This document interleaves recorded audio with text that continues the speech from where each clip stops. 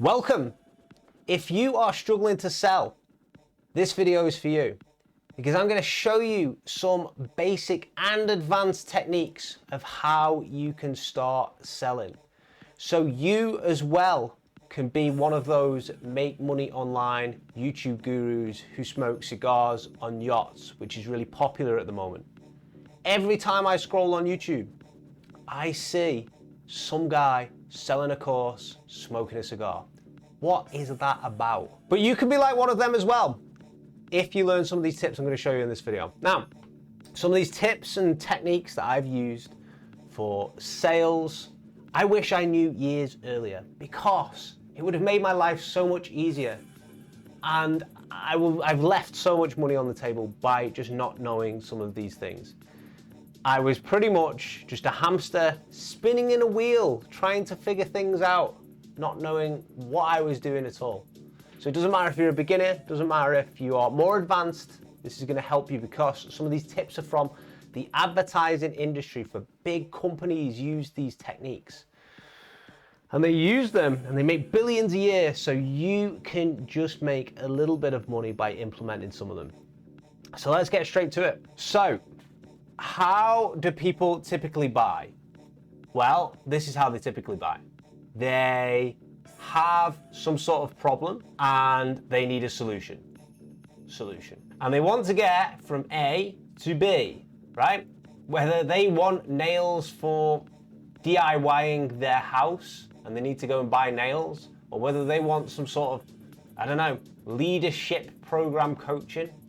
This right here is the vehicle and this is your solution. This is where you make money to help someone go from A to B, to help someone go from their current situation to their desired situation. Now, if you are anything like me, you will have taken tons and tons of different programs, and they all kind of teach you a little bit of something about sales, but what they never really teach you is how buying decisions are actually made.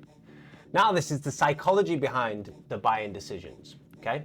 So to move from A to B and to buy something which helps them do that, it would usually have to be better than if they were to do it on their own. So it would have to be rewarding, right? They'd have to be incentivized to actually buy because they'd just do it on their own, right? So the reward could be they get there quicker, they get a better result. It just works a lot better if somebody else helps them or does it for them or provides a service for them. It's got to be rewarding. But the downside of this is usually with a cost, say you were going to charge $2,000 here, 2K, 5K, whatever, for some sort of service, what would happen is there is an element of punishment involved. So they're gonna get the reward, and if it wasn't any sort of punishment there, of course they'd just go for it, but life does not work like that. There's always some sort of punishment involved, and the punishment is this amount of money which they're currently investing, right? Because if you think about it, what's the downside here? What's the real punishment? Well, what happens if it doesn't work? What happens if I, don't get a return on investment? What happens if this person's a scam, right? What happens if it isn't for me and then suddenly I'm trapped? What happens if this is the worst mistake of my life and it ends up really, really affecting me, okay? So the ideal way to actually sell is to reduce the punishment as much as possible. We've got to get rid of the punishment. And the better way to sell even more is to reduce the punishment whilst increasing the reward. So you can get more for less of a downside. Minimize the downside, increase the reward. And the reward can keep going up and up and up and up. And you could do this by adding in extra things, bonuses. You could do this by adding in additional service free of charge. Additional service. Great customer service, treating them as golden gooses and answering their calls wherever possible. I was speaking to this woman the other day and she's running a financial planning business and she's doing, I don't know, she's on her own. She's just working on her own. She's doing like 400, 500 grand every few weeks. And she was saying that she has like 20% of customers who are give her the most money, and she just treats them like the golden goose, and she basically gives them their phone number, and she gives them her personal phone number because they can get in touch anytime they want. So, but it works well for her because she makes hundreds of thousands, right? And then to the next side is, how can you minimize the punishments? Well, you can do guarantees. You can do, how do I reduce the risk there? Well, what's your biggest problem? Your biggest problem is that you spent money and it ended up making you feel trapped. It was a mistake. You're worried that I'm a scam, or you got a return on investment which is non-existent, right? So we can guarantee the work. We will get it done for you. Otherwise, we'll just give you money back. Okay, so refund if it doesn't work, if it isn't what the customer expected. So this is stage one right here. I'm going to write up here stage one. Now, it gets a little bit more complicated than this as well. And it gets a little bit more complicated because people might find that something is very rewarding and there isn't much punishment, right? But they still don't do it anyway. They still aren't compelled to buy. And the reason why they're not compelled to buy is because humans have a tendency to need to know that something's valuable. And how you can make something valuable is it can either have a deadline or a limited number. Okay. Think about this for just a second. When you're walking down the street and you see, all the regular cars going past, these are all the cars going down the road right next to you. Here's the path that you're walking along right here. And then that's the road. Okay, you got all the cars going along. Then you got all these typical regular cars. And then what happens is you see a Lamborghini. What happens is you didn't even notice any of these cars here because it's just another day.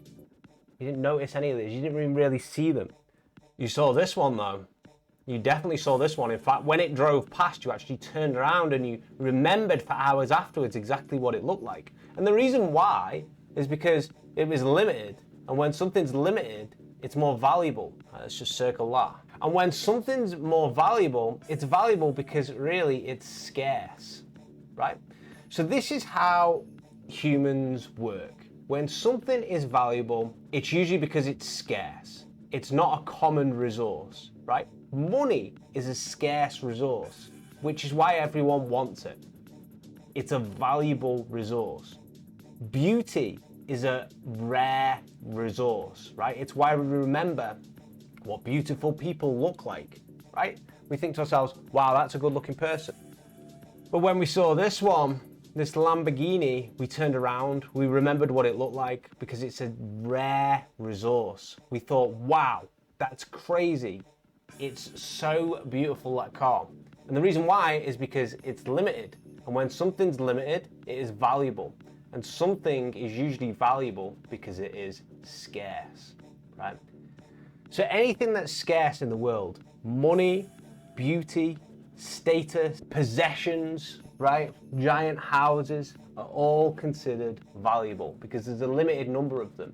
And if you look at even any type of company, whether it's Burger King, McDonald's, whether it's the regular, Amazon, they've all got scarcity going on of limited number of things. If they release a brand new triple, quadruple, 9,000 calorie burger at McDonald's, it's always a limited edition, right? Limited, okay? It's not going to be there for very long. So it helps with the sales.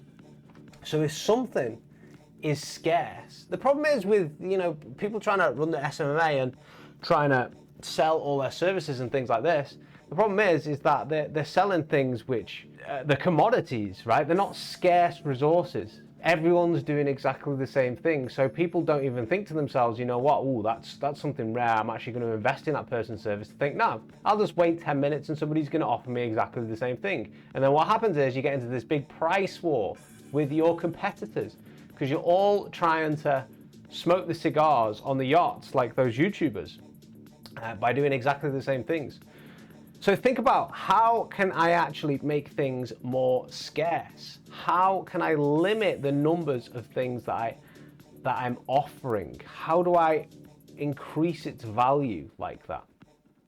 So there's a few different ways. If you're doing group coaching, you can limit the number of spaces. If you're doing setup calls like I am doing with these automations, I can't physically set more of these automations up, so I have to have a limit on it, right? And then we've got the other aspect. We've got deadlines as well. So deadlines, something's happening soon, you're going to stop selling something soon. There's an aspect of urgency, which increases people to make decisions. When something is, you know, think about the homework that we used to all do when we were kids, or not do if you were anything like me. I would leave my homework until like 4 hours before it was due in when I was in uni. And then I would have this awful time of trying to produce amazing work in 4 hours. And I just wanted to die, honestly. And that is because this was acting on me. Urgency was acting on me. And when something is urgent, it forces you to make a decision and to take action. So if you are opening up, I don't know, you've got an SMMA service or something like that, maybe you can offer limited edition things, which are limited edition services, or services that you're only offering until midnight tomorrow. Or the doors will close on your service. That's a great one. If you're doing like a launch of a product, your doors will close for the group at whatever time. These are deadlines that you implement in. When humans are faced with urgency, they're faced with scarcity, their need to make a decision goes right up because they value things a lot more. This is a simple business thing, but it's actually most people, some things which are common sense aren't really common practice, right? Now, you do this in an ethical way by talking about the actual ways that I described here. So those automations that I'm currently setting up for people at the moment, I am just one guy, you know, I've got a few people who are working on contract for me, but like we don't have many hands. So when I say it's got limited availability for the amount of setup calls that I can put in, I'm not lying there. That's genuine. And in 2023, it's highly important that you are real with however you sprinkle the urgency and scarcity in, because you've got to understand that everyone is marketing at the moment. So what happens is people tend to tune things out. They don't actually listen to when people do these deadlines anymore. They click onto a page and they see this like crazy countdown of, you know, this ends in 12 minutes, and they roll their eyes and think, no, it doesn't. They're too used to it. People are too used to this kind of marketing. So when you do this kind of marketing and you're trying to implement things which are more rewarding in, lower the punishment, you're trying to increase the urgency, increase the scarcity, you've got to do it in a real way, right? If there's nothing there which you can increase the urgency and scarcity on, because there's genuinely nothing that you can think of, right, then just don't do it, right? But there's always going to be something there, because you're going to either be limited by your time, you're limited by your resources. So there is a limit there for you. If you dig deep enough, you just need to find what it is and then realize, oh, actually, I am quite limited here. I can put this in. And often we have these things in our head anyway, these deadlines, these time limits, you know, the amount of things we can actually do, but we just don't say it. So just put it down and actually start saying it. And if you look at any type of gurus or anything online at the moment, I'm looking at Iman Gadzhi, who's big in the, I think that's how you say his name, who's big in the SMMA space. Andrew Tate as well. Andrew Tate's constantly like, oh, I'm going to put up the price on my, whatever it's called, his university thing. I'm going to put up the price any minute now. Iman Gadzhi's like, for this week only, I'm revealing all these crazy ass conspiracies. So think about this, right? Think about how you can implement it in, okay? And remember, if you ever get stuck trying to think, why won't people buy from me? Just put yourself in their shoes. Would you buy from yourself, right? And if you wouldn't, what else would you need to see to actually buy? I wish I'd have started thinking like this a lot earlier on, but it took me years to actually get this under the belt. Some of these lessons are taken from great books. The Russell Brunson books, he talks a lot about this. Then Alex Hormozi as well, he did his own sort of spin on it in $100 Million Offers. It's a great book. It mainly comes from psychology though. Robert Cialdini's Influence, Robert Cialdini's Persuasion, Charlie Munger's 25 Cognitive Biases, and Dr. David Buss's Evolutionary Psychology as well. Get some of these books down here. These are good books. You will enjoy them, and you'll also learn these things as well. Okay? So take care. See you in the next video.